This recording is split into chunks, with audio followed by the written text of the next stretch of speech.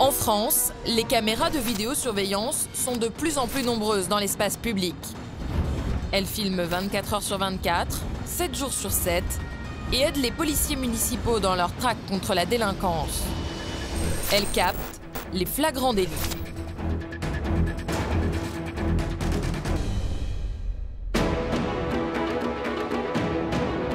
Reims, 185 000 habitants, la capitale de la Champagne, dans l'est de la France.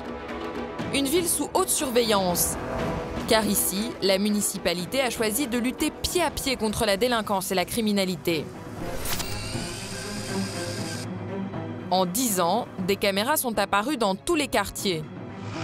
Et certains habitants en redemandent. Il faut des caméras partout, moi, je trouve, parce qu'il n'y a pas assez de sécurité. Aux abords des collèges, elles aident les policiers à surveiller des bandes. Ah, lui, là, c'est des bouts de bois, mais... Face à la violence de certains jeunes, caméras et policiers parviennent parfois à éviter le pire.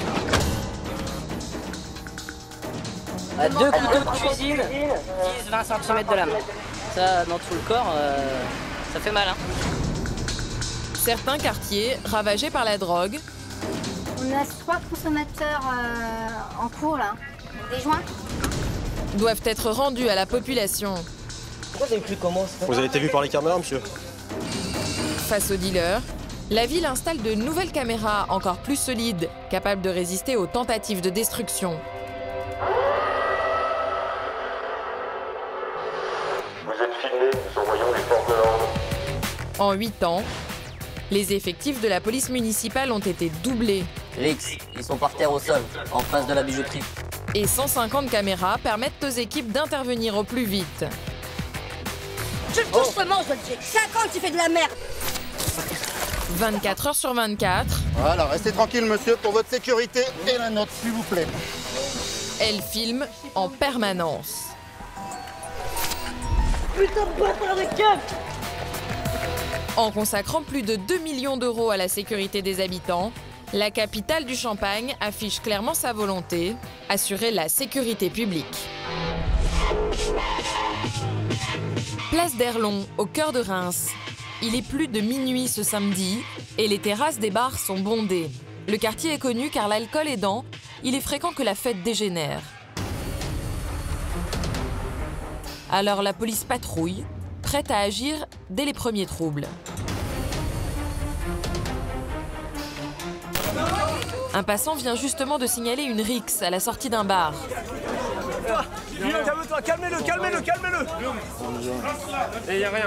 La priorité pour les policiers, séparer les deux hommes et tenter de démêler la situation. Monsieur, Oh, vous voyez que c'est la police, là? Police ou voilà, bah moi je te dis, tu te décales. Et pour l'instant, tu te tiens tranquille. Calme, ok?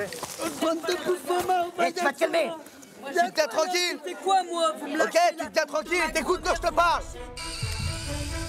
Au CSU, Aurélien s'inquiète. Les consommateurs sont violents et la foule massée devant le bar est importante. Ouais, ça marche, je te remercie.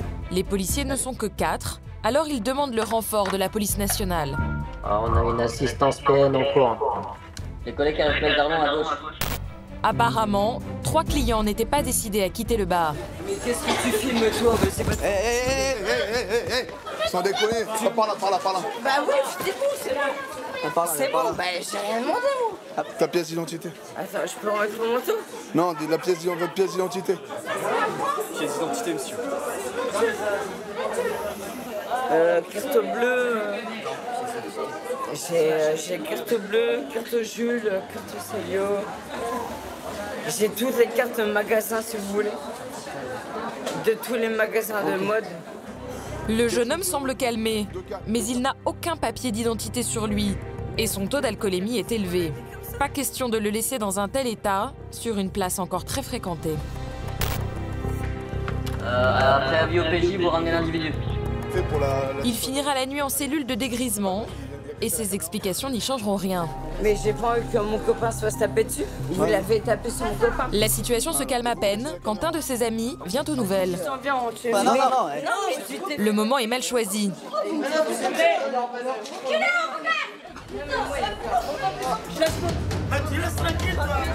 Pour éviter que les bagarres ne reprennent, les policiers écartent le copain et emmène l'autre au commissariat où il passera la nuit afin de reprendre ses esprits. Ok. Est-ce que vous pouvez m'enlever les menottes au moins, s'il vous plaît? Je vais pas vous braquer dans la main. Ouais, mais c'est pour des Mais mesures... monsieur, je peux pas... C'est pour des mesures de sécurité. Honnêtement, je suis honnête avec vous, Ok, monsieur. d'accord. Vous montez, vous faites attention à la tête. Vous les enlèverez au commissariat. Vous avez eu un geste violent, monsieur. Vous le comprenez? On pense pas, on agit rapidement. On prend le temps d'essayer d'analyser puis d'écarter les éléments perturbateurs. Voilà, pour pouvoir dénouer le problème, il faut déjà qu'on calme tout le monde. Ah, il faut monter. Ben quitte les lieux, mais d'autres équipes restent sur place. Les bars ferment les uns après les autres et de nouveaux incidents pourraient se déclencher. À quelques mètres des fourgons de police, le jeune homme écarté un peu plus tôt est en train de passer sa colère sur un vélo. L'homme peut être dangereux. C'est parti en rythme total. Il représente une menace. Les policiers décident de l'interpeller.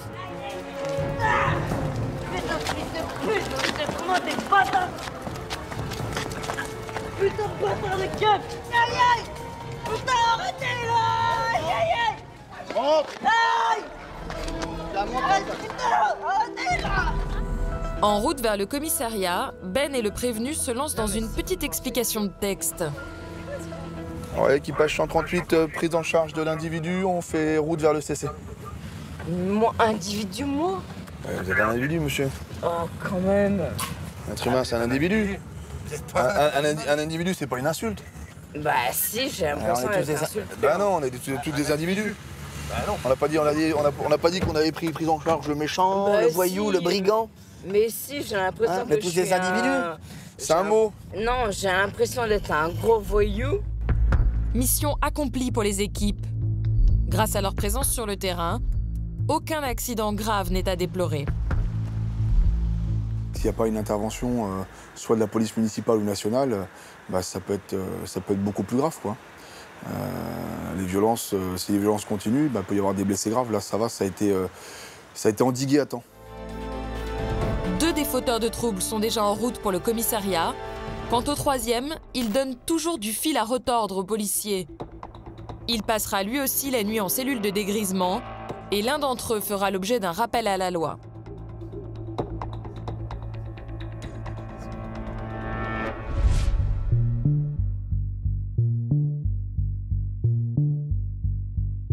Mais la soirée n'est pas encore terminée.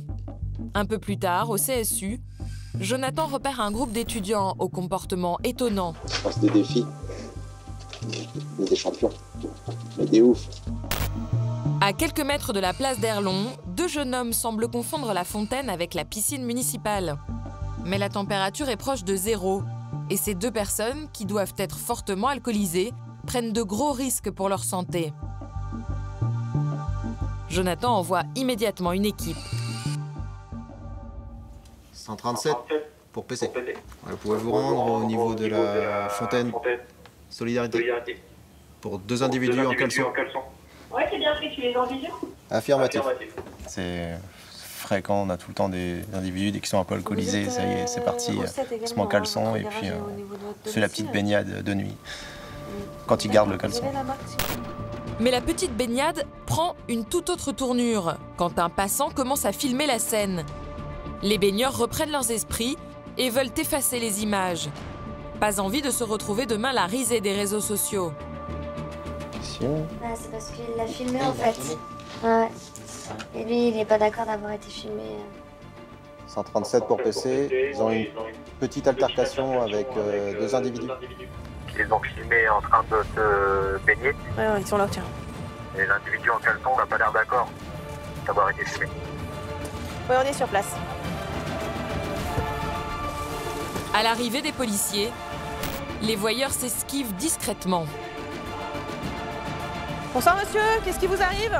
Vous avez un problème? Oh non, bah là, non, absolument pas. Monsieur,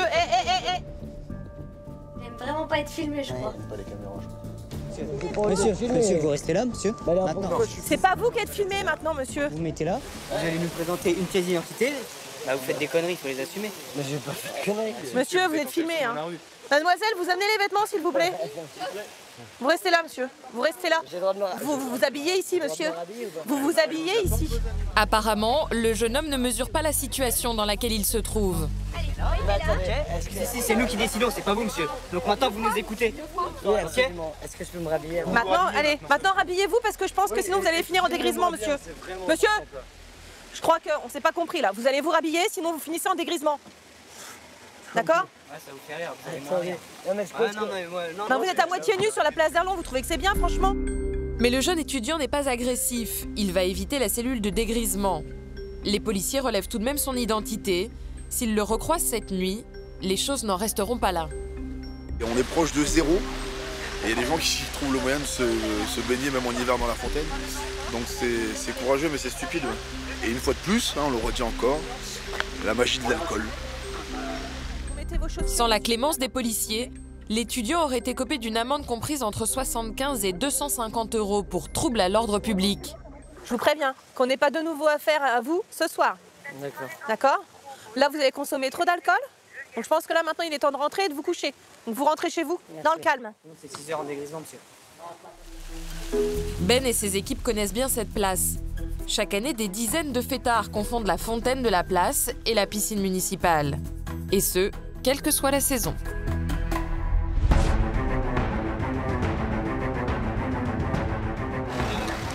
Peut-être des morceaux jusque-là.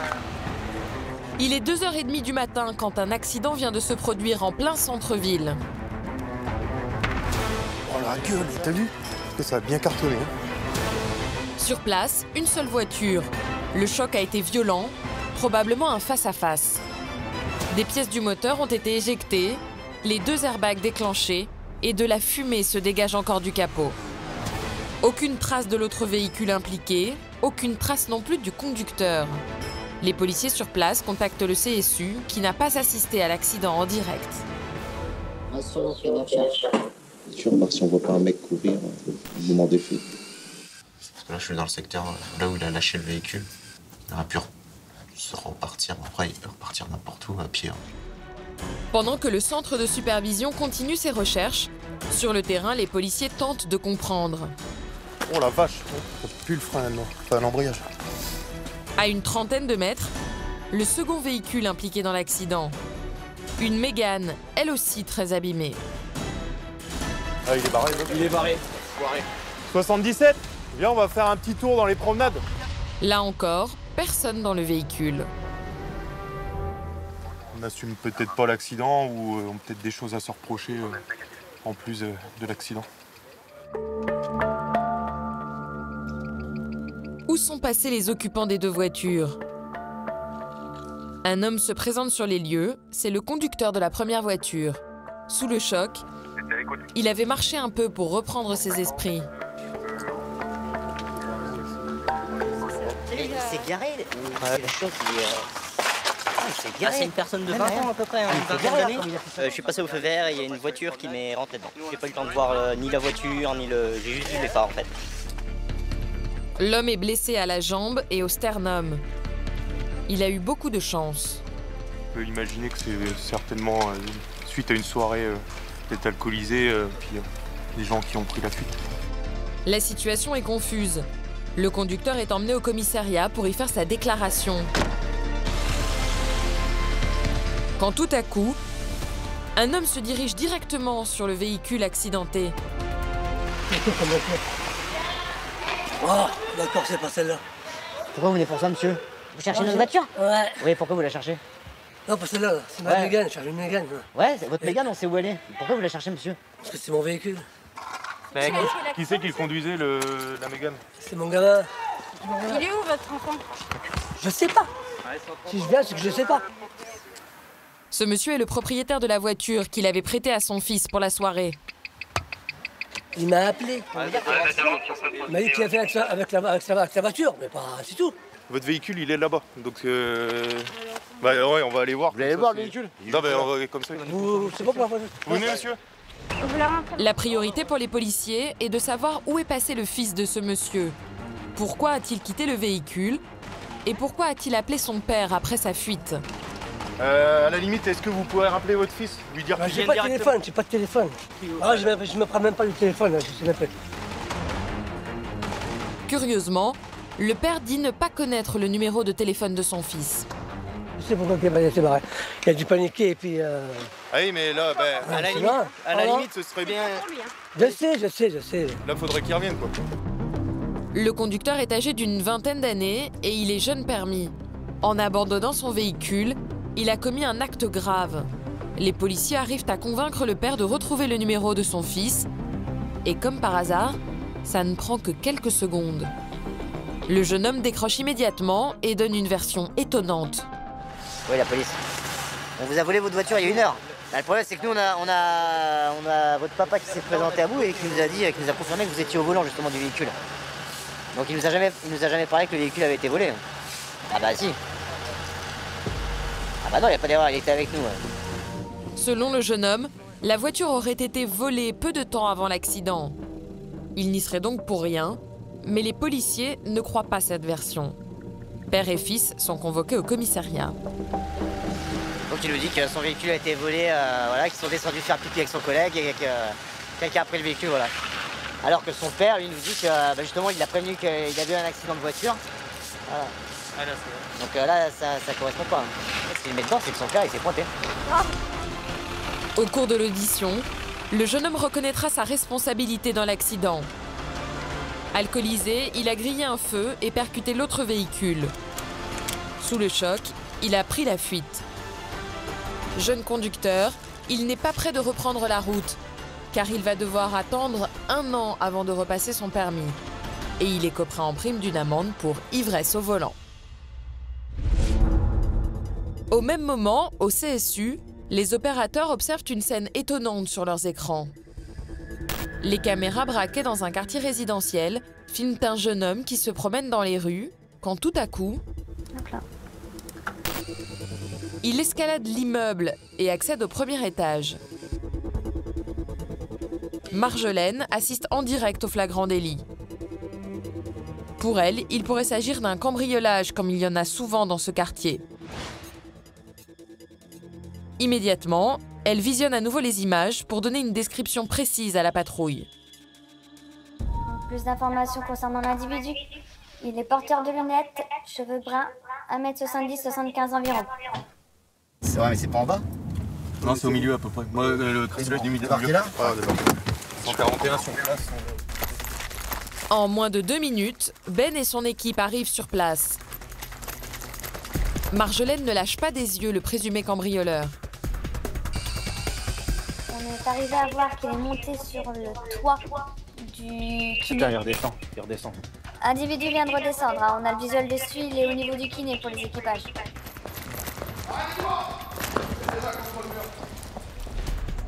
Le jeune casse-cou ne cherche pas à fuir les policiers. Il lève même les bras en signe de bonne volonté. Vous avez quelque chose sur vous? Dangereux? Oui, c'est ce qu'on fait. Bougez pas. Bougez pas la main. Yes, j'ai juste fait le con, j'habite là-bas. Hein. Bougez pas. Ok, je bouge pas. J'habite juste là-bas, je voulais juste rentrer parce que... Je sais pas, j'étais pas dans les lieux, si je vais rentrer par là-bas. Par le balcon, c'est tout. La version du jeune homme est assez incongrue. Il prétend habiter dans l'immeuble et avoir choisi de rentrer chez lui par le balcon alors qu'il a ses clés. Un délire selon lui. Mais Marjolaine, qui a souvent assisté à ce genre de scène, n'en croit pas un mot. Non, mais c'est bien connu qu'il y en a qui font ça et ils voient ici les portes-fenêtres des terrasses sont mal fermées, ils rentrent et puis... Il fuite de chez ses parents. Cambriolage comme ça, j'en ai fait des termes. Hein. Dans ce quartier, les appartements cossus attirent les cambrioleurs. Rachel, aidée par ses collègues, va vérifier s'il y a eu ou non effraction. Mais avec son équipement, pas facile de jouer les cascadeuses. L'occasion est trop belle pour Ben de chambrer sa collègue. Ah, monsieur Bourré a réussi. Hein. Je suis léger aussi. Vous êtes en train de dire que la collègue est drôle ou pas? Commencez pas... je rigole, je mets un petit peu d'humour. Asseyez-vous là. Je sais pas comment prendre. Mais notre monte en l'air ne portait pas de gilet pare-balles ni d'équipement. Pousse. Yes. Une fois délestée de ce surpoids, Rachel accède au premier étage.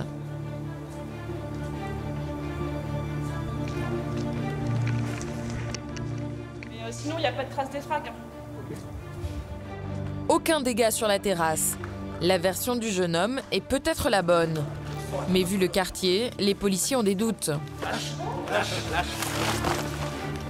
On peut supposer plein de choses. On peut supposer qu'il est venu faire un repérage. On peut supposer qu'il est venu par opportunité, c'est de voir s'il n'y a pas une baie vitrée qui est restée ouverte. Voilà. On voit tout l'intérieur, ce qui a éventuellement de valeur et qui peut être dérobé, les écrans plats, etc. Quand on voit que c'est des intérieurs qui sont déjà quand même bien fournis. Et, c'est un secteur qui est quand même qui a une bonne réputation. Et, Ben tente de comprendre. Honnêtement, je suis un peu bourré, j'ai juste voulu aller voir. Donc en fait, vous vouliez accéder par chez vous? Je voulais aller chez moi par là-bas. Par la terrasse, comme ça, là? C'est exactement ça. Voir si vous pouviez rentrer chez vous, c'est ça? C'est exactement ça. Et voyons que vous ne pouviez pas rentrer chez vous par la fenêtre, vous êtes redescendu alors que vous avez vos clés. Exactement. Donc oui, c'est vrai, effectivement. Vu que j'ai mes clés, je me suis dit, bon, c'est débile ce que je fais, je descends et je vais rentrer chez moi. D'accord. On peut vérifier si l'habitat déjà. Les explications du jeune homme ne sont pas très convaincantes. Vous avez voulu accéder d'abord, vous avez longé tout le long là? Il a escaladé le balcon du premier étage au numéro 28, mais il habite au deuxième étage sur un autre palier. Ben l'escorte à son domicile pour vérifier qu'il habite bien l'immeuble. Ok, c'est bon. Pas peine d'ouvrir, on va descendre. Ouais. Le jeune équilibriste dit vrai. Il a bien les clés de son domicile. Mais au CSU, Marjolaine croit toujours à la tentative de cambriolage. Sur les images, elle a repéré un élément qui conforte sa version. Elle le signale aux policiers sur le terrain. Donc nous, à la caméra, on voit qu'il dissimule son visage en mettant la capuche à plusieurs reprises, à regarder de gauche à droite pour voir s'il n'est pas vu. Marjolaine continue à avoir des doutes sur l'honnêteté du jeune homme. Il est emmené au commissariat et sera placé en cellule de dégrisement avant d'être interrogé. On vous appose les moyens de coercition, juste à cause de votre état alcoolisé. Vous n'êtes pas quelqu'un de méchant. Maintenant, c'est l'alcool qui justifie qu'on vous mette ça, parce que votre comportement peut évoluer. Genre, sans alcool? Alors, ensuite... Vraiment, je vais m'énerver. Non, mais on a... Alors, attendez. D'accord. Ensuite, là, vous allez te présenter à un médecin, d'accord? Au service des urgences, pour être placé avant de être placé en dégrisement. En dégrisement? En dégrisement, c'est ça. Et je passe combien de temps de dégrisement? C'est 6 heures. 6 heures. À compter de maintenant. Et je serai tout seul? Dans votre cellule? Je serai tout seul. Super. Allez. 6 heures, un délai qui laisse aux équipes le temps de s'assurer qu'aucun appartement n'a été visité cette nuit-là dans le quartier. Quant à notre acrobate du dimanche, en cas de plainte, les policiers connaissent maintenant son identité et pourront facilement le retrouver.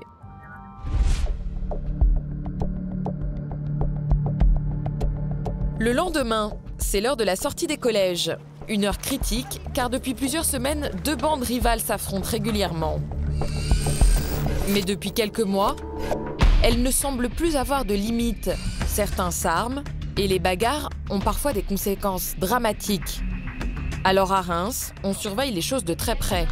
Le centre de supervision vient de repérer l'une des 2 bandes. Ah, lui, là. Ah, c'est un bout de bois, ça. Mais lui, non, c'est des bouts de bois. C'est des bouts de bois, mais... À Reims, la police municipale et les établissements scolaires travaillent main dans la main. Depuis 2 jours, des rumeurs d'affrontements entre la bande du quartier de la Croix-Rouge et celle d'Orgeval circulent. Les policiers veulent éviter un drame. Ce matin, dans le cadre des sécurisations des établissements que l'on fait, nous avons eu des bribes d'informations quant à la possibilité d'avoir des rixes entre bandes rivales de quartiers différents. Je les avais sur la 82, là. Et ils partent. Et j'en ai encore un, là, mais après, j'ai plus rien, quoi. Après, je les perds. Hein. La bande repérée par Jean-Philippe arrive aux abords de la station de tramway. Armés, 9 jeunes se dirigent vers le collège. Mais ils viennent de disparaître dans une rue non équipée de caméras. Là, on les a perdus au station Angle Avenue Blanc. Donc, vous pouvez tourner sur les secteurs pour essayer de détecter le groupe. Une patrouille se dirige vers le quartier Saint-Thomas où les bagarres éclatent souvent. Au CSU, Jean-Philippe vient de repérer la bande adverse. Ils sont une quinzaine et 2 d'entre eux portent aussi des bâtons. Le groupe se dirige également vers le quartier Saint-Thomas. L'affrontement entre les 2 bandes rivales semble imminent. Entre la station de tram Jean Massé et la station de l'avenue Blanc. Il y a un bout du groupe qui est resté à la station de tram. Ils ont pas pris de tram, hein, d'ailleurs. Le tram part et bizarre, c'est qu'il y en a 4 qui remontent. Pour le moment, les jeunes restent aux abords de la station de tramway. Les arbres gênent la visibilité des policiers. Ah, ça sort là, ça y est. La bande continue d'avancer pour rejoindre le quartier Saint-Thomas. Une dizaine d'individus, type africain, nord-africain, casquette sweat. Bon, on a quelques bâtons.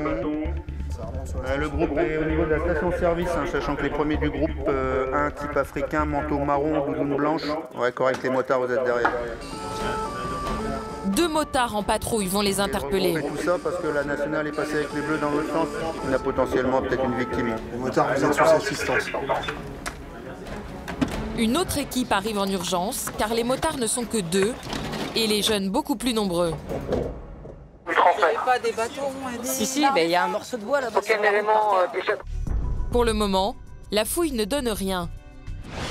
Mais sur les caméras, on distingue très bien l'un des jeunes, vêtu de bleu, qui se débarrasse de son bâton à l'arrivée des motards. Tous n'ont pas eu le temps de jeter leurs armes. 2 couteaux de cuisine, 10-20 cm de lame. Dans le sac à dos de l'un des collégiens, les policiers viennent de trouver 2 armes blanches. C'est pas mal, hein. Ça, dans tout le corps, ça fait mal, hein. Faire gaffe. Plus c'est mineur, à mon avis, là, c'est pas pour faire la cuisine. Hein. Vu l'état... C'est fréquent des histoires comme ça, aussi? Ça arrive, parfois. Là, aujourd'hui, ils sont motivés, apparemment. Ça dépend des jours. Jean-Philippe a prévenu la police nationale, qui attend le propriétaire des couteaux au commissariat. Les motards compressés. Avis au PJ effectué à 17h15. Vous ramenez l'individu porteur de 2 couteaux de fusil. Vous vous levez, jeune homme, s'il vous plaît. Le port d'armes blanches est passible d'une peine de prison ferme. Mineur, ce jeune homme écopera seulement d'une amende de 750 €. Les arguments qu'il évoque pour sa défense ne sont guère convaincants. Chez moi. Ouais. Et ma mère elle m'a dit à 13h on va ramener les couteaux chez ma tante préfet. Et moi comme je les ai vus, je reste avec eux. Et j'avais oublié de ramener ça pour ma tante. Qu'est-ce qui s'est passé en fait Rien. On se promenait. On se promenait au quartier. Pourquoi vous êtes là en fait? Parce que j'avais 2 couteaux. Vous savez pas que c'est interdit le port d'armes blanches? Non. Je savais pas. Et vous avez quel âge? 15. Comment ça se fait que la police se soit intéressée à vous Parce qu'on était en groupe. La collaboration entre la police municipale et les collèges a porté ses fruits. Ce soir, le pire a peut-être été évité. Là, on trouve quand même un jeune adolescent avec 2 couteaux de boucherie. Donc, même si ce n'est que pour faire peur, pour afficher, un geste malencontreux et c'est une vie qui peut basculer. Et c'est très dommage. Donc, il faut se prémunir de ça.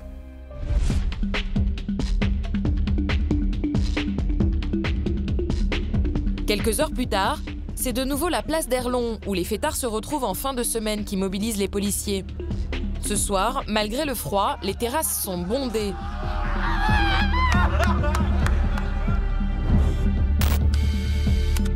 Au centre de supervision et sur le terrain, les policiers sont vigilants, et pour cause. L'an dernier, plus de 250 bagarres ont éclaté dans le quartier, essentiellement le week-end. Ouais, pour les équipages proches du centre-ville, pour le PC. On a le videur de l'établissement Lemingway qui vient de nous appeler. Il a un individu qui est relativement violent à l'intérieur de l'établissement. Le vigile d'un bar vient justement d'appeler les policiers. Un client sème le trouble et commence à se montrer violent.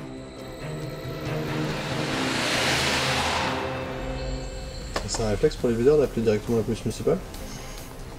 Ça arrive de temps en temps qu'ils nous appellent directement. Oui. Sachant que les équipages y passent plusieurs fois dans la journée, mais surtout dans la soirée, et prennent aussi contact physiquement avec eux. Quoi, donc, 138, vu pour votre arrivée sous assistance. 2 équipes de police sont envoyées immédiatement sur place. Des moyens importants car l'établissement est rempli et si une bagarre se déclenche, les choses pourraient très vite dégénérer. Au bout du comptoir, un colosse d'une quarantaine d'années, 1,90 m, plus de 100 kg. À l'arrivée des policiers, il semble s'être calmé mais il refuse de quitter l'établissement.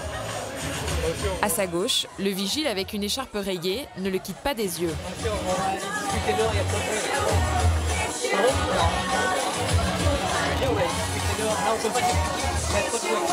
Je vous entends,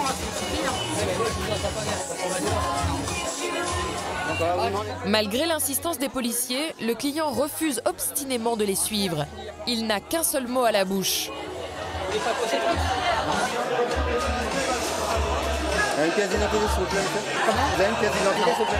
Non? Vous pouvez nous donner votre identité verbalement? Non. On va demander à monsieur de vous accompagner, on vous récupérera dehors. Vous allez le faire sortir, si vous voulez. Les policiers n'ont pas pris le client en flagrant délit d'agression. Ils n'ont donc pas le droit de le faire sortir eux-mêmes. Tranquille, tranquille. C'est le vigile du bar qui doit s'en charger. Mais l'homme n'est pas décidé à se laisser faire. Écartez-vous! Il y a un trou, monsieur, il y a un trou.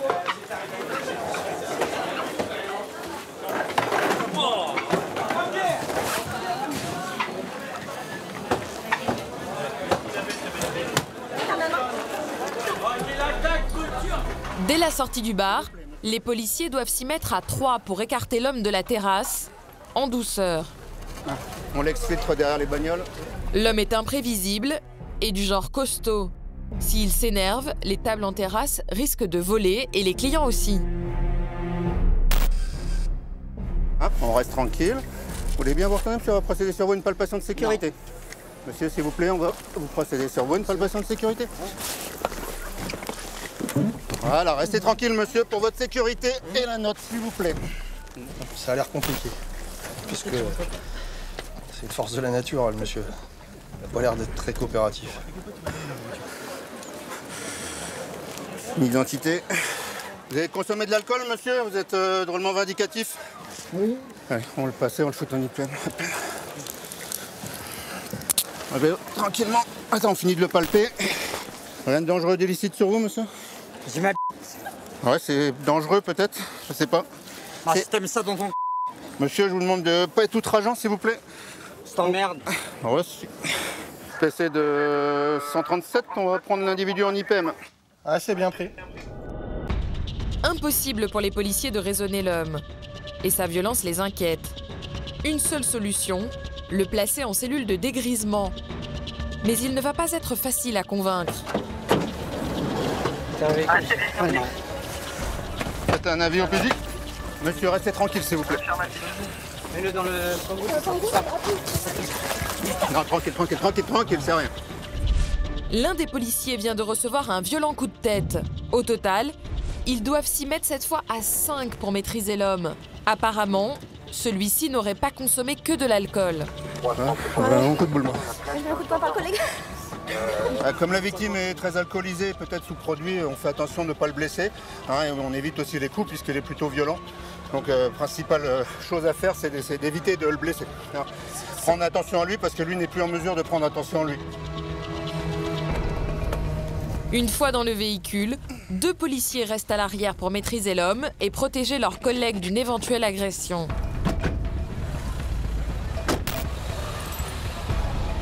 Emmené en cellule de dégrisement, il sera relâché le lendemain matin.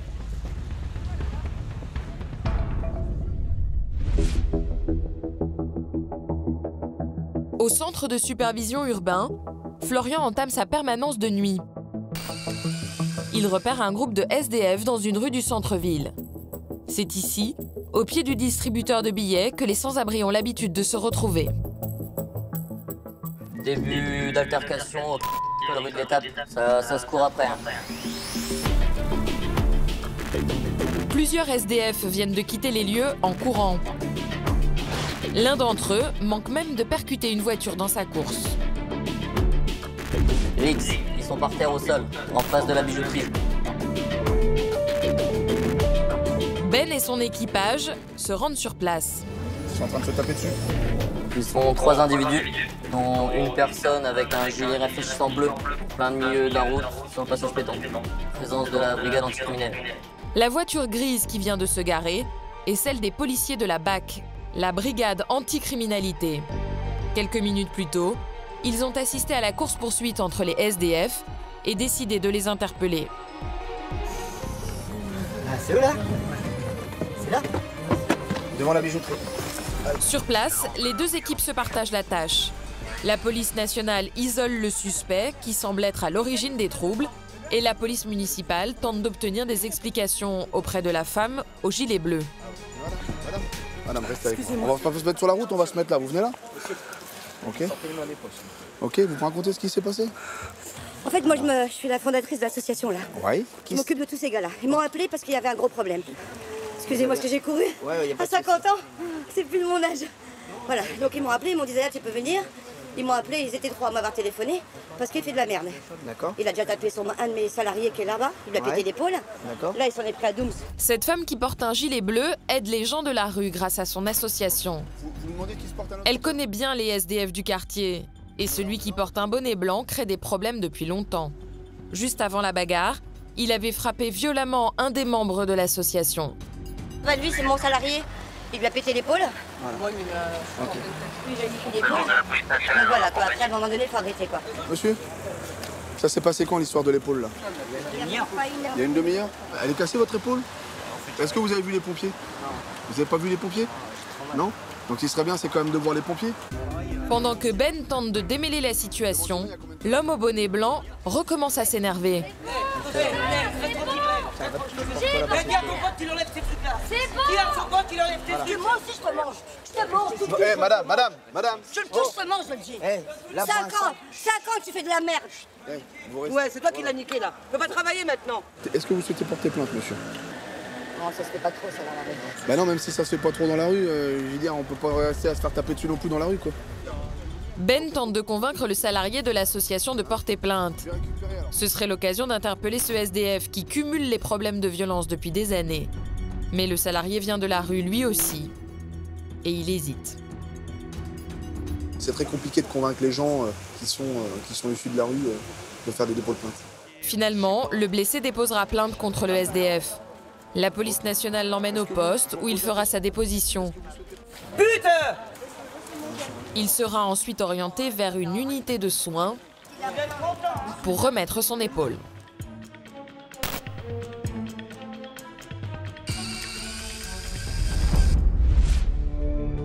À Reims, certains quartiers périphériques sont touchés par le trafic de drogue.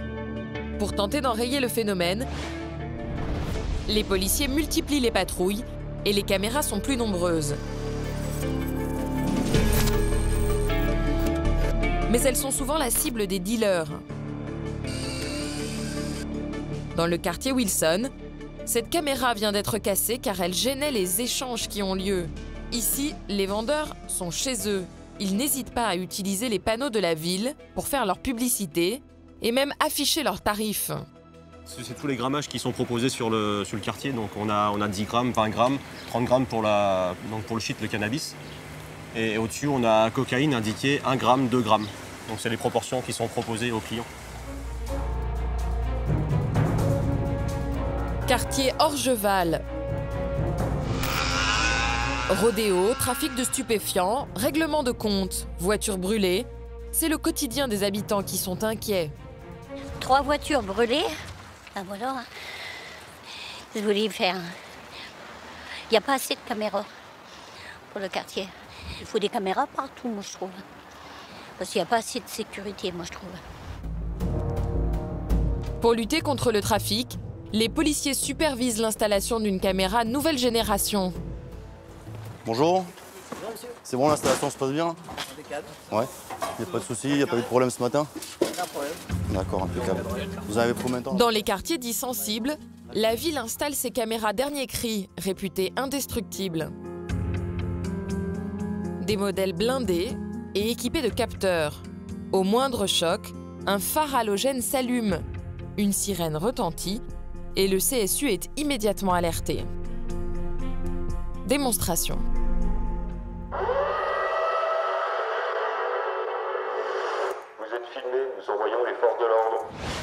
Si elle a été détruite, c'est que ça les dérange, donc c'est vraiment un point stratégique en fait sur le quartier ici. Voilà. Les gens qui détruisent les caméras, c'est forcément que ça ne les intéresse pas trop d'être protégés. C'est pas les honnêtes gens. Voilà. L'installation de ces caméras est un investissement important pour la ville de Reims. Elles coûtent chacune 5 000 €. Au CSU, Denis présente aux équipes leur nouvelle arme. Avant de sortir en patrouille, je vais vous présenter le nouveau vecteur qui a été mis en place. On peut aller très loin sur Bétinger et voir les plaques des véhicules relativement éloignés ou faire de l'identification de personnes. C'est des nouvelles technologies qui sont quand même assez performantes. Le soir même, la caméra est repérée. Le premier accueil est plutôt sympathique. Mais l'après-midi même, elle a été la cible d'une première tentative de dégradation. Première journée de la caméra, donc pour l'instant tout va bien. Par contre, un de mes équipages s'est fait légèrement caillasser en début d'après-midi suite à cette installation. C'est le début de la soirée et au CSU, Nadia entame sa permanence. On a sur Europe 3 consommateurs en cours là, des joints. C'est bien pris, à quel endroit? C'est juste en face de la boucherie. Une scène banale dans ce quartier. Les jeunes se retrouvent en bas des immeubles pour fumer. Une activité illégale qui perturbe le voisinage. Alors la police intervient sans relâche pour montrer sa présence. Pour aider les équipes sur le terrain, Nadia cherche à identifier les consommateurs. Du tabac, juste en dessous de la pancarte Loto. Ouais, donc je reprends les ondes là pour les équipages qui partent sur Europe. Donc les consommateurs, donc un avec un bonnet et le second cheveux donc attachés en queue de cheval. Pour le troisième consommateur, avec les cheveux donc plaqués en arrière, une barbe légère avec des chaussures style Puma de couleur rouge et il est habillé tout en noir. T'as combien d'individus exactement en ce moment? Là, il y a à peu près une quinzaine de personnes. Donc t'as 2 groupes, un sur la droite, un sur la gauche. Ouais, c'est bien pris pour 136. L'équipe de Nicolas n'est plus très loin. Mais le temps qu'elle arrive sur place, les jeunes ont arrêté de fumer. Nadia demande à ses collègues de rester dans le véhicule, car s'ils veulent interpeller les fumeurs, ils doivent les prendre en flagrant délit, ce qui ne va pas tarder. Bah tiens, il y en a un qui est en train de... Il va en attaquer. 136 pour le PC. Ouais, donc t'as un deuxième qui vient d'en confectionner une, avec un bas de jogging noir, rayures blanches sur le côté, cheveux rasés courts sur les côtés en dégradé, donc qui est près d'un autre avec une capuche orange. 2 des jeunes, dont celui à la capuche orange, ont quitté le groupe. Messieurs, bonsoir. Mais le porteur de joint, lui, a disparu. On vous laisse vous placer contre le commerce, s'il vous plaît. Ça correspond? Donc celui qui a la capuche orange, oui. Et celui qui a le bas de jogging avec une rayure blanche, il n'est pas avec vous, je crois. Excusez-moi, j'ai une petite question. À quelques mètres, une autre patrouille est positionnée en renfort pour éviter que la situation ne dégénère. Dégage ta gueule. On vous laisse rejoindre vos amis, monsieur. Au CSU, Nadia vient de retrouver le consommateur qui portait le survêtement avec une bande blanche. Ben, en fait, il est juste derrière, au niveau du tabac, juste en dessous de la pancarte Loto. Il est en train de prendre une canette, là. Je sais pas si tu le vois, rasé court sur les côtés avec jogging noir, bande blanche. Vas-y, tourne à droite, hein. Reviens en arrière. Donc là, tu dois la voir, voilà, tu l'as juste à droite. Monsieur, vous nous suivez, s'il vous plaît? Vous placez ici, s'il vous plaît. Vous avez une pièce d'identité, s'il vous plaît? Vous avez rien sur vous? Vous avez quoi dans le sac, là? Vous retirez le sac, s'il vous plaît? Vous posez ça par terre? À l'arrivée des policiers, le consommateur s'est débarrassé de son joint. Mais Nicolas vérifie qu'il n'a plus de drogue sur lui. Vous retournez pas les paumes comme ça? Pourquoi t'es pris comment? C'est pas sympa, ça, hein? Vous avez été vu par les caméras, monsieur? Ah, vous voulez jouer de mes chaussures aussi? Ouais, faut alors les enlever, ouais, après. Oh, bah, y'a pas de problème. Mais vous les prenez, vous les retournez, s'il vous plaît. On est pieds nus. 745. C'est bon, vous les remettez?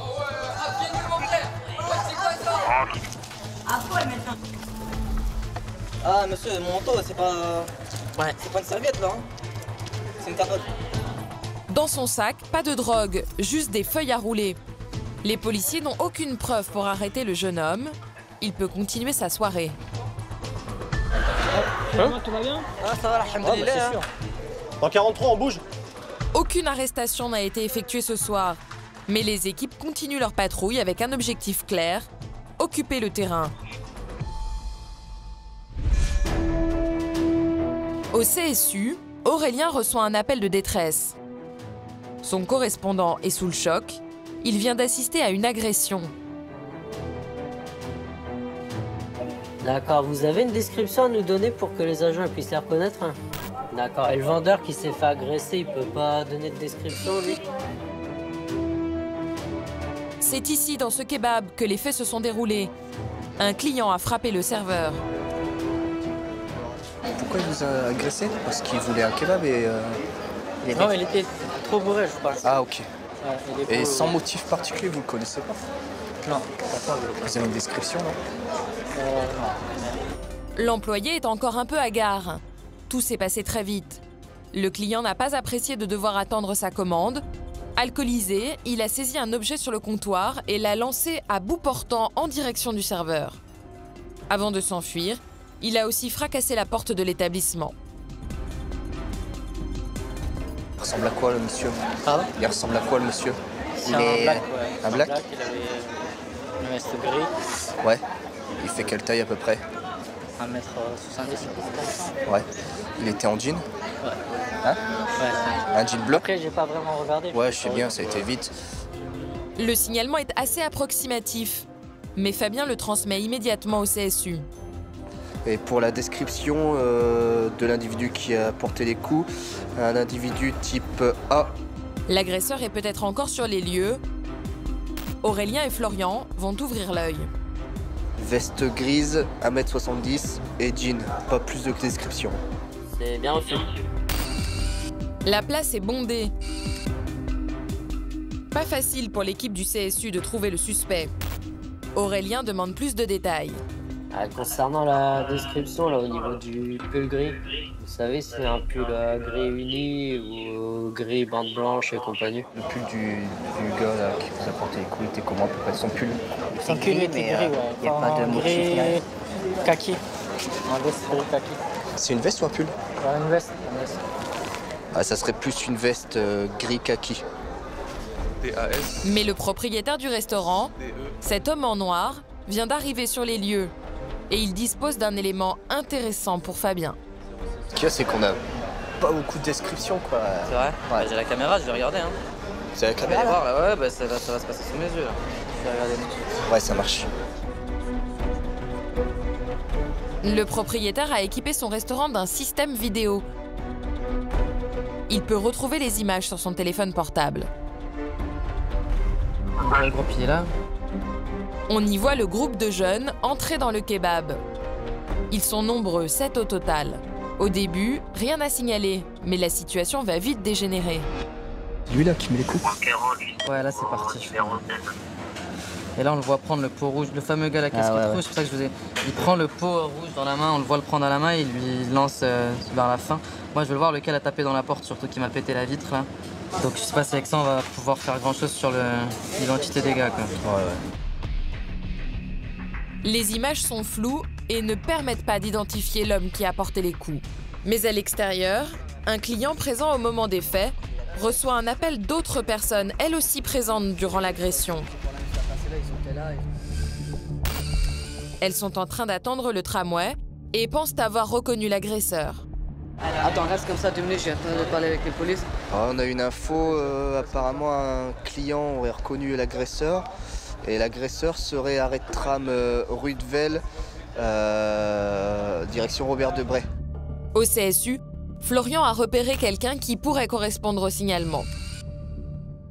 L'auteur avait pas une capuche blanche? Capuche blanche? Un capuche blanc ou pas? Il y avait ou pas? Ouais. Ouais, affirmatif, un capuche blanche. Mais apparemment le tram va vite arriver. Ouais, bah moi en visu, j'ai 4 individus, dont un avec une casquette rouge, veste grise, Et j'ai un autre individu avec une veste grise et une capuche blanche. Donc lui est actuellement encore à l'arrêt de tram. Ouais, veste gris, capuche blanche avec des locks, normalement ça serait l'auteur des coups. Ouais, affirmatif. Il est avec un soda à la main. Le temps presse. Fabien décide de demander à l'un des serveurs de venir avec lui pour identifier l'agresseur. On y va, monsieur? On va où? Juste rue de Velle, je vous ramène ici après. Ah, vous voulez que j'aille là-bas et je c'est lui et... Ouais, dans la voiture, on fait juste passer. On fait juste passer, ils vous verront pas de toute manière. Ça va. Vous passez avec nous dans le véhicule? Mettez un truc sur la tête si vous voulez, mais... Le serveur a tenté de protéger son collègue. Il est couvert de sang. C'est la première fois qu'il assiste à une bagarre dans le restaurant. Il n'a rien vu venir. Ils arrivent à, je crois, 5-6 ici. Ils veulent manger rapidement devant les clients. Donc après, on leur dit qu'il y a une queue et qu'il faut qu'ils attendent. Et ils sont impatients. Et puis après, le ton monte. Et puis il a commencé à insulter. Donc voilà, après, c'est parti un peu vite. Vous regardez bien? Les vitres du véhicule de police ne sont pas teintées. L'employé n'emmène pas large. Ouais, non, j'ai vu personne. On fait demi-tour. Le jeune homme semble ne pas reconnaître le client violent. Mais Fabien pense plutôt qu'il a peur des représailles. Si le serveur dénonce l'agresseur, celui-ci pourrait facilement le retrouver pour se venger. Je pense pas que ce soit lui. Non, c'est pas lui. Non, c'est pas lui. Ouais, 163 de 170, c'est négatif. Au CSU, les équipes surveilleront les alentours toute la soirée. Mais elles ne mettront pas la main sur l'agresseur. Quant au serveur blessé, transporté à l'hôpital, il finira la nuit avec 3 points de suture et une interruption de travail. À Reims, comme dans d'autres grandes villes, les vols de vélos sont un fléau. Chaque jour, des plaintes sont déposées. Depuis ce matin, 3 vélos ont déjà été dérobés sur le parking de la faculté. Transmettez. 2 personnes sur un scooter qui voleraient des vélos. Vous avez un descriptif des individus? Non, on transmettra après. Négatif. Au CSU, c'est Jean-Philippe qui coordonne les opérations. Pas de caméra sur place. Par contre, ça peut redescendre sur le quartier de l'Europe. Selon les informations dont les policiers disposent, les voleurs arrivent en scooter. Le conducteur lâche son passager qui repart immédiatement sur un vélo. Une opération rondement menée. Jean-Philippe donne l'info aux équipes. 146 et 138, ainsi que les motos pour le PC. 146. Pour le moment, vous contrôlez éventuellement tout scooter qui pourrait redescendre sur vous ou aux alentours. PC de 146, arrivé sur les lieux. Première vérification sur le parking. Aucun scooter en vue. Tellement grand le parking, si on n'a pas de détails. L'équipe décide d'aller à la chasse aux informations. À son arrivée, 2 nouveaux vélos viennent d'être volés. Donc depuis ce matin, ça fait le 5e vélo qui se fait... D'accord. Bonjour. Bonjour, je suis le doyen de l'UFR. Vous avez un descriptif Il y a une demoiselle qui a une vidéo. D'accord. À l'intérieur du bâtiment, une étudiante a filmé l'un des vols. Donc là, c'est le vélo qui a été volé? Oui, c'était le 3e. Et vous avez le scooter, d'accord. Mais on n'a pas la plaque. J'ai pas réussi à avoir la plaque. Ils sont casqués, donc... Oui. Impossible d'identifier les voleurs. Mais la vidéo contient un indice précieux. Le scooter utilisé a un capot avant rouge, facilement repérable. Une amie de l'étudiante l'a alertée. Elle nous a interpellés en nous disant qu'elle voyait quelqu'un partir avec un vélo très vite et avec un casque sur la tête. Mais en fait, au début, on a rigolé parce que, il avait un casque, il avait un vélo. Et ça a fait ça une 2e fois. Et là, on a ouvert les stores pour les avoir en vidéo la 3e fois quand ils sont revenus. Vous, les jaunes fluo? Quelle marque? Le propriétaire du dernier vélo volé, c'est ce jeune homme. Je suis sorti de cours. J'ai vu... là, j'ai accroché mon vélo, j'ai vu un truc quelque chose par terre. J'ai tapé mon vélo. Au début, je me suis dit, je voulais accrocher autre part. J'arrive près du poteau, mais c'est mon cadenas par terre, il n'y a pas de vélo, personne autour. Ils ont essayé au début là, sur ce côté-là. Et après, ils ont réussi de l'autre côté. Je suis étudiant, je me suis payé mon vélo moi-même. Voilà, quoi. P746. Sophie transmet immédiatement les informations sur le scooter à Jean-Philippe au CSU. Donc il y aurait un Between marque Decathlon jaune fluo et un VTT noir. Un vélo jaune fluo. L'information alerte Jean-Philippe. À peine quelques minutes plus tôt, il a en effet aperçu un cycliste sur un vélo de cette même couleur. Je regarde dans l'axe du centre commercial comme ça, et t'as un vélo qui passe fluo, jaune fluo. La 95. Tu peux la remettre en arrière 15 minutes. 15 minutes. Ouais, j'ai un jeune qui est passé avec un vélo jaune fluo. Après relecture, les images montrent bien un jeune homme sur un vélo qui correspond à la description donnée par Sophie. Dans le même quartier, le scooter rouge vient d'être retrouvé. Grâce à la vidéo transmise par Sophie, les policiers de la BAC ont interpellé le conducteur. Ils l'interrogent dans leur véhicule banalisé et les aveux sont rapides. Les vélos sont déjà tous répartis à quelques mètres de là chez des amis. Tous, sauf un. Le vélo jaune, il n'a pas été retrouvé? On y va là. Le troisième personne, elle indique l'avoir planqué chez sa grand-mère. D'accord. Effectivement, le vélo jaune n'était pas loin. Son jeune propriétaire va retrouver le sourire. Il devra probablement investir dans un antivol encore plus costaud.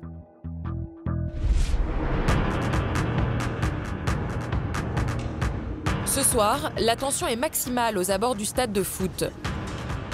Un match à haut risque va se jouer entre Reims et Paris. Les bagarres entre supporters sont très violentes. Il y a quelques mois, l'un d'entre eux a perdu un œil dans un affrontement. Alors ce soir, toutes les équipes de la police municipale sont sur le pied de guerre pour éviter un nouvel accident. On a eu comme info ce matin donc un bus d'ultra attendu et 45 supporters en VL individuel, avec des antécédents entre les Rémois et les Parisiens, donc potentiellement un dispositif qui pourrait être tendu. Le stade de l'Aune peut accueillir jusqu'à 21 000 personnes. Alors quand une bagarre éclate entre supporters, les mouvements de foule peuvent provoquer des catastrophes. Ça marche? Pas de questions? Eh bien on est parti, on va se mettre en place. À partir du moment où le match est classé à risque, on n'a aucun, pour éviter les croisements, les flux de supporters et rémois et parisiens, on interdit un cheminement piétonnier en fait aux supporters parisiens pour pas qu'il y ait de croisement. Donc les supporters rémois rentrent d'un côté, les supporters parisiens rentrent de l'autre et sont dans ce qu'on appelle un corridor. Le coup d'envoi vient d'être donné. Ben et son équipe sont déjà appelés sur place. 2 supporters rémois viennent d'être exclus du stade pour violence. L'un d'entre eux a quitté les lieux, l'autre, pour l'instant, semble plutôt calme. Bonsoir. Bien. Alors, c'est quoi le souci? Est-ce que c'est normal que je paye ma place? Regardez, j'ai payé 2 places, Jonquet et Méalo. Ouais, d'accord. Je suis allé en Méalo, je me suis assis, j'ai regardé les adversaires. Ils nous insultaient tous et nous, c'est nous qui se faisons virer. On essaie de rentrer en Jonquet, ils veulent pas. Allez, regardez les caméras. Monsieur s'est fait sortir pourquoi? Monsieur s'est fait sortir pour insulte envers les Parisiens. Ouais. Donc, ils m'ont sorti de la tribune. Ensuite, moi, j'ai eu ordre du PC. Ouais. Je ne peux plus les faire rentrer. D'accord. Voilà, bah c'est... Allez, regardez les caméras, monsieur. Allez, regardez les caméras. C'est aussi simple que ça. Bon, dans tous les cas, vous rentrerez plus ce soir. Il n'y a pas de remboursement, vous rentrerez plus ce soir. Si vous avez été expulsé, vous avez été expulsé. 30 € ce soir, arrêtez. Est-ce que vous avez une pièce d'identité, monsieur, s'il vous plaît? Non, j'ai pas. J'ai ma carte bancaire. Voilà. Quelque chose avec votre nom? Ouais. Et votre copain, il est parti où? À première vue, le jeune homme s'est calmé. Mais Ben doit vérifier s'il n'a pas d'antécédents pour fait de violence. Il appelle le CSU et c'est Béatrice qui va traiter son appel. BCCSU de 140. Oui, pris en visio depuis quelques minutes. Donc je vais te transmettre l'identité d'une des 2 personnes qui a été exclue du stade. Donc son collègue a quitté les lieux. Donc il s'agit de monsieur né le 13. Donc essayez de voir avec la SIC, possibilité de FPR. Le FPR, c'est le fichier des personnes recherchées. La police nationale va signaler si le jeune homme a des antécédents. À chaque match important, l'équipe de Ben explore les alentours du stade. Les supporters savent qu'ils sont systématiquement fouillés à l'entrée. Alors c'est souvent dans les buissons qu'ils cachent des objets pour se battre. Régulièrement, on peut y trouver des barres de métal, des barres en fer, des battes de baseball, des bâtons, ce genre de choses. pour après des règlements de compte, donc généralement suite au match entre supporters adverses, enfin supporters plus on va dire adverses. Les policiers viennent de faire une découverte étonnante. Bien ça, et des boules de pétanque. Des boules de pétanque dans des chaussettes. C'est génial ça. Ça c'est pas moi monsieur. Je trouve ça génial. Des boules de pétanque dans des chaussettes utilisées comme des lance-pierres. Des armes qui peuvent être mortelles. On a l'impression qu'il y a une volonté de tuer, c'est quand même impressionnant pour un match de foot de cacher de pareilles choses dans les fourrés. Ça fait peur quand même, de voir cette jeunesse aussi violente. Au CSU, Béatrice vient d'avoir la réponse. Le supporter éjecté du stade n'est pas fiché. Après appel aussi, pas de FPA. Je vous rends ça. Voilà. Hein, puis on va vous demander de quitter les lieux. Voilà. Bonne soirée à vous. A priori, aucun lien entre le jeune homme et les boules de pétanque. Mais vous allez le voir, Ben va malheureusement croiser à nouveau la route de ce jeune supporter qui n'a pas dit son dernier mot. Il y a des clubs qui s'aiment moins que les autres, moins que d'autres, quoi. Voilà. Il y a toujours des matchs qui sont plus à risque que certains. Au CSU, Béatrice surveille sur ses écrans une bande de supporters éjectés du stade. Des hommes de la sécurité, en tenue orange, rejoints par les policiers municipaux, les escortent. Il s'agit d'un des groupes rémois les plus violents. Il faut les éloigner au plus vite des abords du stade. Opération réussie. Les supporters s'éloignent, mais ils ne vont pas aller très loin. Ils se dirigent vers un bar qui leur tient lieu de quartier général.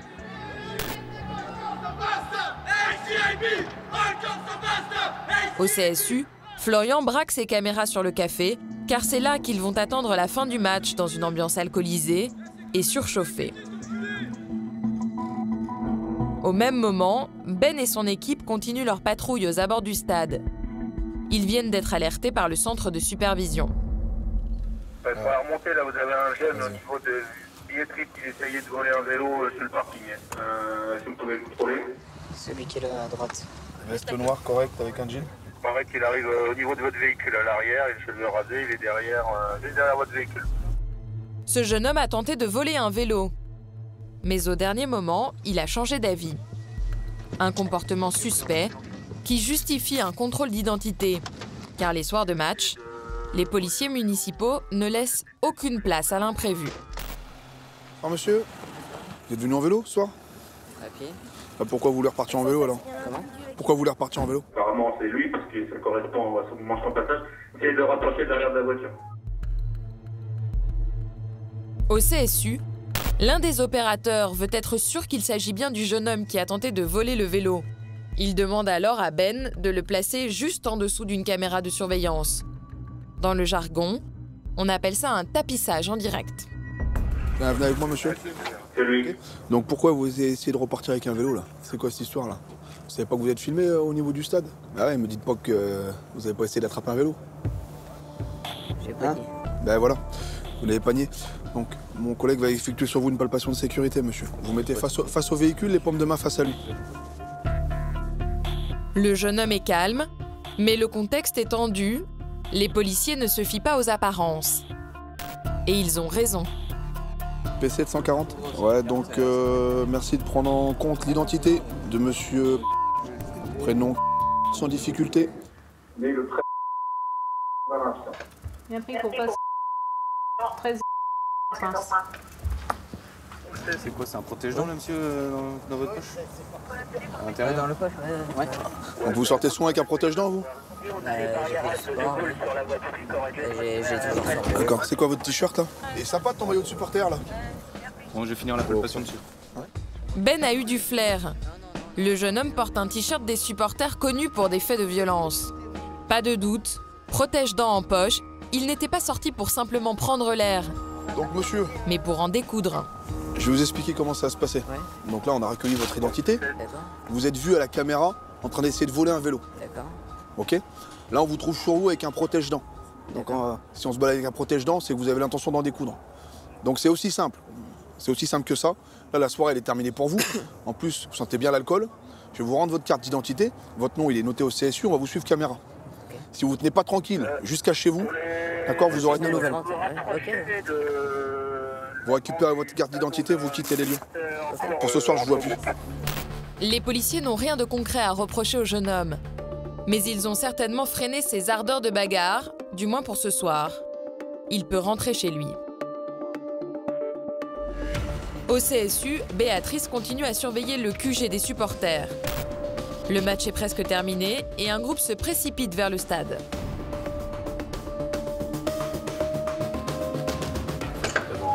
Il y a l'ensemble des équipages, donc il y a une dizaine d'individus qui sont sortis du courant en direction du canal. Après on les perd de vue. Ce groupe est celui qui avait été exclu du stade pour violence. Et à l'ensemble des équipages, donc les personnes qui sont parties du en courant, donc ont pris le pont Stalingrad. Ils sont tous partis en courant, donc ils ont peut-être eu l'info qu'il y a un affrontement qui se préparait. À droite de la route, le même groupe continue sa progression vers le stade. Il traverse un parc pour tenter d'échapper aux caméras. Mais quelques minutes plus tard, Richard vient de retrouver leurs traces. Allez, ils arrivent, tiens. Ils sont sur votre gauche. Là, ils sont là. Ouais, on les a en visuel là. On s'arrête, on prend contact. Bonsoir. On va s'arrêter là 2 minutes. Monsieur, on va s'arrêter là 2 minutes. Comme ça évite de jouer au chat ou à la souris. Hein? On s'est déjà vu tout à l'heure? Bah oui, on s'est déjà vu tout à l'heure. J'ai déjà votre identité, vous inquiétez pas. Le jeune homme à la casquette noire qui vient de tenter de s'échapper est celui que Ben avait contrôlé en début de soirée près des buissons, dans lesquels étaient cachées des boules de pétanque. On va faire une palpation de sécurité sur ces messieurs. Premier objectif, relever les identités et vérifier que les jeunes ne sont pas armés. Prénom. 4e individu. On s'assure simplement qu'ils n'aient pas sur eux d'objets dangereux, ou alors des gants coquets, des couteaux, notamment tout à l'heure on a vu un protège-dents, bon voilà, on se doute bien l'utilité qu'ils peuvent en faire plus tard dans la soirée. Fin du contrôle, la fouille n'a rien donné. Les supporters savent que les policiers n'ont rien à leur reprocher, alors ils se montrent provoquants. Le match il se termine dans une demi-heure. D'accord. Ben justement, moi, ce que je vais vous dire, hein, je vais vous inviter à rentrer chez vous, hein, tranquillement. Voilà. Ça va sans dire, mais ça va mieux en le disant. Donc le message est passé. Vous me dites qu'on se retrouvera, peut-être qu'on se retrouvera tout à l'heure. Maintenant, on a l'ensemble de vos identités, d'accord? Donc elles sont notées. Savoir que vous êtes suivi caméra. Hein, voilà, vous connaissez la procédure. Bah, s'il devait y avoir des dégradations, des altercations, eh ben, on sait où vous retrouver dans tous les cas. Que ce soit Néo, on sait où vous retrouver. Que ce soit au commissariat ou dans les jours. Bonne soirée à vous. Donc là, c'est un groupe de supporters de supporters rémois qui a clairement envie d'en découdre, hein, puisqu'ils nous disent entrée de jeu qu'on va se retrouver tout à l'heure. Maintenant, il n'y a pas d'infraction pour l'instant, donc on peut juste les suivre caméra. Et puis, on en est toujours au stade de la prévention. Voilà, mais ça annonce la deuxième partie de soirée, malheureusement. PC pour équipage 139 et 140. Les individus sont repartis, ils nous ont promis de se revoir tout à l'heure. On les invite à rentrer chez eux, garder les identités sous le coude et essayer de les garder à la caméra. J'ai reçu bien pris. Donc le groupe a l'air de rejoindre un autre petit groupe de 5-6 personnes. Ouais, correct. De toute façon, ils nous ont dit clairement qu'ils attendent la fin du match. Là. Le match se termine. Ce soir, grâce au travail des policiers, aucun incident n'a eu lieu à l'extérieur du stade. On débriefe rapidement là. À l'intérieur, quelques tensions, mais rien de grave. Match un peu tendu, hein. On a eu pas mal de bagarres dans les tribunes, des gens qui ont obligés de sortir en amont, beaucoup de sièges à rager, des fumigènes. Je laisse rentrer, vous ferez une fin de service 23h30. Bonne soirée. Merci, au revoir. Chaque année, plus d'une 50aine de matchs mobilisent les forces de l'ordre. Un exercice que la police municipale maîtrise bien, grâce à l'appui des caméras. Dans le quartier de la Croix-Rouge, classé zone de sécurité prioritaire, les caméras ne sont pas les bienvenues et la police municipale doit souvent les remplacer. Mais cet après-midi, le CSU reçoit un appel un peu surprenant. Ils sont au niveau du parc, vous dites? Selon les informations données par un riverain, des habitants du quartier seraient en train de faire un barbecue sauvage au pied de leur immeuble. Une activité dangereuse, strictement interdite. Jessica contacte une équipe présente dans le quartier. Chef, c'est le PC. Est-ce que vous avez possibilité de vous rendre à l'issue de votre pédestre pour un barbecue en cours? Donc c'est allée des Bourguignons, secteur Croix-Rouge. Oui, est-ce que vous avez le barbecue en visuel? Négatif. Donc apparemment ce seraient 2 individus, un homme et une femme. Ouais, bien pris, on récupère le véhicule et on s'y transporte. Un barbecue sauvage. A priori, rien de très dangereux.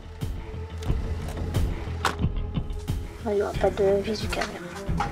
Les voisins se plaignent et les policiers ne savent pas combien de personnes sont impliquées sur place. Les risques de brûlure ou d'incendie sont réels. Vous pouvez nous envoyer un équipage en stabilisation? Oui, bien pris. À peine dissimulés dans une petite cour, les policiers aperçoivent le barbecue. Où? PC de 147. On est arrivé sur place. Bien reçu. Bonjour mesdames, je vous demandais d'arrêter votre barbecue. 2 femmes, confortablement installées, sont en train de faire griller de la viande. En guise de barbecue, un vieux baril en fer et un autre plus réglementaire. Des caddies ont été amenés du supermarché pour stocker la marchandise. Des dizaines de côtelettes sont déjà cuites. Pas du tout stressées par l'arrivée des policiers, les 2 femmes s'expliquent simplement. Il y a un mariage demain. Ah, demain? C'est pour ça, oui, c'est pour ça, on est désolé. Vous êtes combien? 250 personnes. Dans ce quartier, comme dans d'autres ici à Reims, les barbecues sauvages se multiplient. La ville a pris un arrêté visant à les interdire, mais ni la loi, ni le froid n'ont dissuadé nos 2 cuisinières. C'est monnaie courante, oui. Bon, l'hiver, c'est relativement rare. Bon, c'est suite à un mariage, apparemment. Mais l'été, c'est très fréquent. On serait pas sacrifié pour rester dans le froid comme ça. Oui, mais je comprends bien, oui. Mais je veux dire, vous n'avez pas le droit de faire de barbecue. On en a vraiment beaucoup, franchement. Ça nous aurait aidé si on nous avait laissé. Arrivé 142 sur l'Arlène. Si les policiers refusent évidemment de laisser aux 2 femmes le temps de finir leur barbecue, ils vont cependant se montrer cléments. Donc pour l'instant, c'est juste une mise en garde, mais si on doit revenir, il y aura verbalisation main à la main. Non, mais il y aura rien, je vous dis, monsieur. Oui, mais je crois, oui, bien sûr. Non, vous inquiétez pas. Donc on revient plus. Non, vous inquiétez pas. Ouais. Entendu. Allez, bonne fin d'après-midi. Merci beaucoup. Au revoir, madame. Merci. Au revoir. À Reims, la ville cherche des idées pour désencombrer la circulation des voitures dans le centre-ville. Un tramway a été mis en service et les 2 roues sont de plus en plus nombreux. Il y a 1 mois et demi, 400 vélos à louer ont été installés. Ils sont la nouvelle proie des voleurs et des vandales. Affirmatif, individu en visu, devant le TGI. Et c'était la sécurité à l'arrière de la rue. Donc les 2 individus se dirigent sur la rue Carnot. Jonathan et Marjolaine envoient une équipe sur place. De plus en plus d'utilisateurs de ces nouveaux 2 roues forcent le système de sécurité pour éviter de payer la location. Alors, il prend le vélo sans le mode de paiement, il court avec le vélo pour faire sauter la sécurité qui est fixée dans les rayons. Donc les rayons se cassent et après la sécurité saute et puis il peut utiliser le vélo sans payer. Donc l'individu en gris échange son vélo à votre arrivée. Donc l'individu avec la veste noire, c'est pas lui qui l'a dégradé. Jusqu'à bancaire. C'est le jeune homme en gris qui a volé le vélo. Mais les 2 amis ont échangé leur monture à l'arrivée des policiers. Celui-là, c'est le vôtre. Le jeune homme nie complètement avoir volé le 2 roues. Il ne semble pas dans son état normal. Vous avez dégradé le vélo? On l'a trouvé comme ça. Vous l'avez trouvé comme ça? Bah après, on l'a trouvé comme ça. Vous n'avez pas mis un coup de pied dedans? Bah non, je sais pas. C'est pas mon... C'est bon, Comment? J'ai développé chez moi, c'est pas mon truc à faire ça. Je comprends rien à ce que vous dites là. Hein. Je l'ai trouvé comme ça. Monsieur, il y a des caméras de surveillance ici. D'accord? Donc vous avez été vu en train de shooter dedans. En train de déverrouiller l'arrière du véhicule. J'ai rajouté un truc, ça sert à rien. Voilà. À Reims, sur les 400 vélos installés, 340 ont déjà été dégradés ou volés en moins de 2 mois. Ils finissent hors d'usage, dans les rues ou même au fond du canal. D'autres se retrouvent à vendre sur le Bon Coin. On voit au niveau du renfort, donc au niveau du système de sécurité normalement qui bloque la roue et qui a été cassé également ici.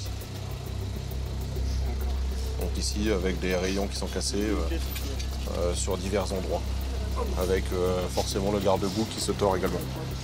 Grâce à son smartphone, et pour quelques centimes seulement, ces bicyclettes sont disponibles à la location et les usagers peuvent les laisser où bon leur semble dans la ville. Une solution idéale, mais un système anti-vol peut être un peu sous-estimé par les concepteurs. Le truc, il est déjà cassé. Bah en fait, je l'ai pris comme ça, je l'ai poussé comme ça. Après, j'ai monté, j'ai pédalé, et puis voilà. J'ai l'application sur le téléphone. 50 centimes, c'est rien. Bon bah allez, on y va? Vous suivez le collègue? Les policiers laissent repartir le copain qui n'est responsable d'aucune dégradation. Quant au jeune homme au pull gris, les images sont formelles. C'est bien lui qui a détruit le système anti-vol de la bicyclette. Et les caméras, une nouvelle fois, aident les policiers. Vous saviez que vous étiez fini? Non, moi je sais pas, il y a des caméras. Si j'aurais su, j'aurais dit, vas-y, je le prends pas. S'il y a des caméras, vas-y. Sa version commence déjà à changer. Le jeune homme tente de justifier son geste. Selon lui, l'application ne fonctionnait pas sur son téléphone. J'aurais pu télécharger l'application et je le voyais pas. Le fil était déjà coupé. Pourquoi vous avez cassé les rayons? Bah, c'est quand je l'ai poussé pour essayer de le DTT. Le quoi? Le quoi? Pour le DTT. DTT? Parce qu'en fait, quand on a essayé de voir si les vélos, les vols verts. Les quoi? Quand on a essayé de voir les vélos verts qui sont loués. Les vélos verts? Il était de quelle couleur celui-là, le vert? Ils sont tous verts, les vélos à louer. C'est quand même les reconnaître. Les tests ont révélé un taux important d'alcool dans le sang de ce jeune voleur qui est conduit en cellule de dégrisement. Une nouvelle qui le fait réagir violemment. Allez, je vous laisse monter, vous vous mettez au milieu. Donc là, vous allez au commissariat pour dormir 6 heures. Ah, 6 heures d'un. Parce que vous allez dégriser. Je sais, j'étais comme... Vous me prenez un terroriste pour un vélo de merde. Mais je le loue. Et... Attendez. On vous l'a expliqué, monsieur, vous avez consommé un peu trop d'alcool. Je sais, j'ai commencé beaucoup d'alcool. Voilà. Et ça, vous le savez que c'est interdit sur la public. Je porte plainte et j'ai un putain d'avocat. J'ai un écrivain qui va écrire contre vous. Monsieur. Dans la cour du commissariat, plusieurs vélos sont entreposés. 15 jours plus tard, la société de location annonce qu'elle se retire définitivement de la ville. L'initiative aura duré 2 mois. Retour au centre de supervision. Nous sommes vendredi soir, il est plus d'1h du matin. Pour l'instant, rien d'anormal dans une des rues les plus commerçantes de la ville. Une voiture de police patrouille. Rien à signaler. Mais soudain, Jonathan repère sur la caméra de la rue principale une épaisse fumée rose. Elle envahit les écrans de surveillance. Un individu avec un fumigène. C'est un jet d'engin pyrotechnique sur la voie publique, donc c'est interdit. Les policiers connaissent bien ce genre d'incident. Dans la ville, en fin de soirée, il est fréquent que les fêtards allument des fumigènes.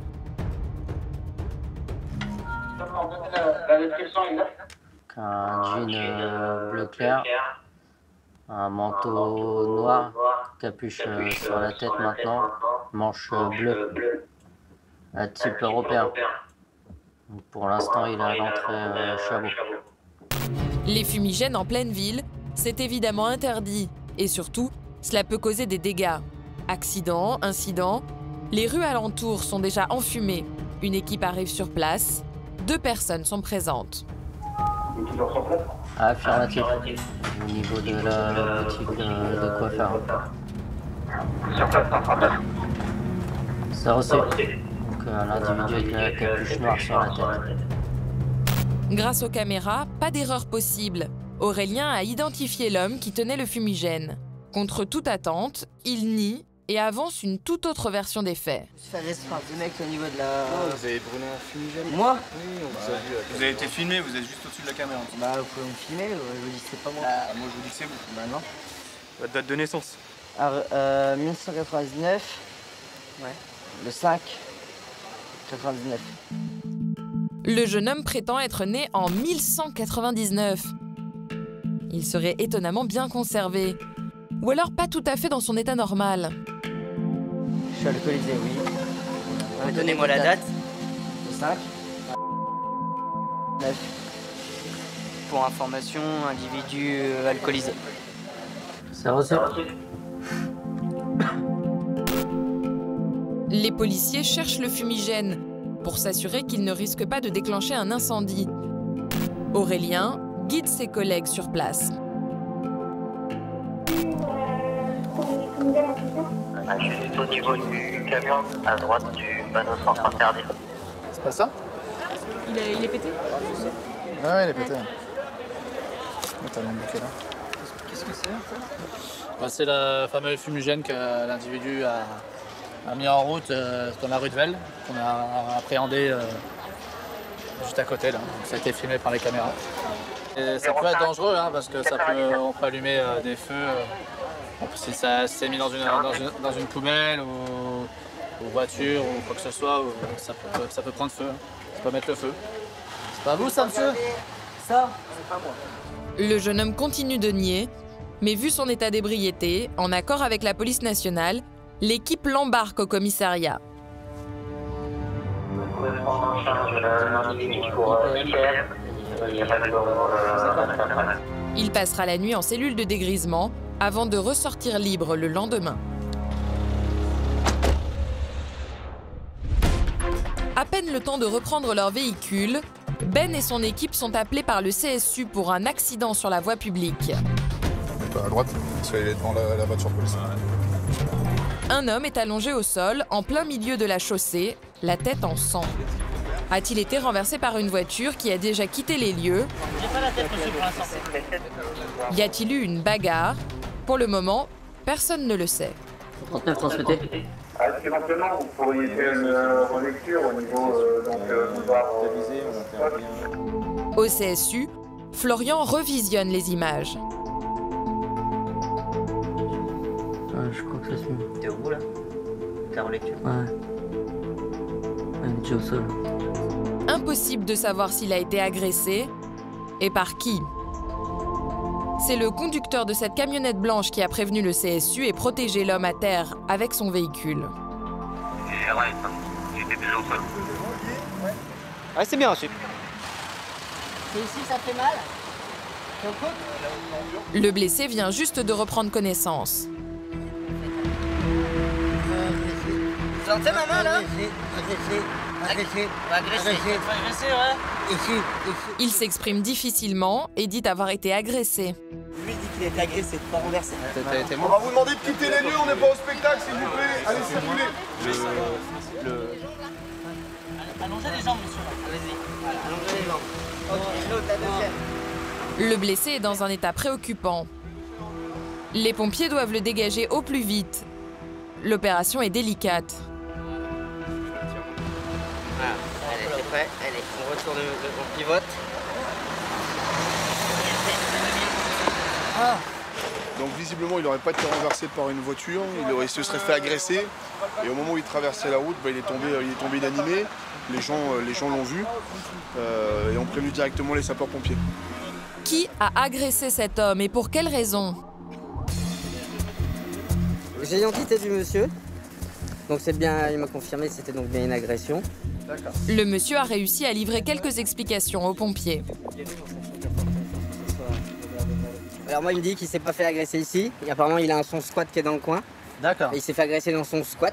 Et il se peut qu'il puisse traîner là. D'accord, ok. J'en déduis ça, j'en suis pas sûr. La piste de l'agression semble probable. L'homme a reçu des coups importants, il souffre d'un traumatisme facial. Il a plusieurs côtes cassées. Il s'agirait d'un SDF. Les policiers vont faire une reconnaissance dans son squat. Ah, il y a un livre. C'est là. Ouais. Ah, il y avait ça. Comme dans de nombreuses villes, ici à Reims, il est fréquent que les SDF se battent pour quelques mètres carrés à l'abri des regards. On a vu des traces de sang par terre, donc peut-être qu'il y a eu une bagarre entre eux, entre deux personnes. Donc du coup, on cherche s'il n'y a pas une autre victime ou autre chose. En se dirigeant vers la route, le SDF a probablement voulu échapper à son agresseur. Donc fin d'intervention pour nous, on reprend la patrouille. Grâce au conducteur de la camionnette blanche, qui lui a probablement sauvé la vie, le monsieur dormira ce soir à l'hôpital, où il sera soigné. Agression, vol, rix, drogue, ivresse sur la voie publique. À Reims en 2017, les policiers municipaux ont réalisé plus de 500 interpellations. En France aujourd'hui, plus de 100 000 caméras saisissent chaque jour les flagrants délits.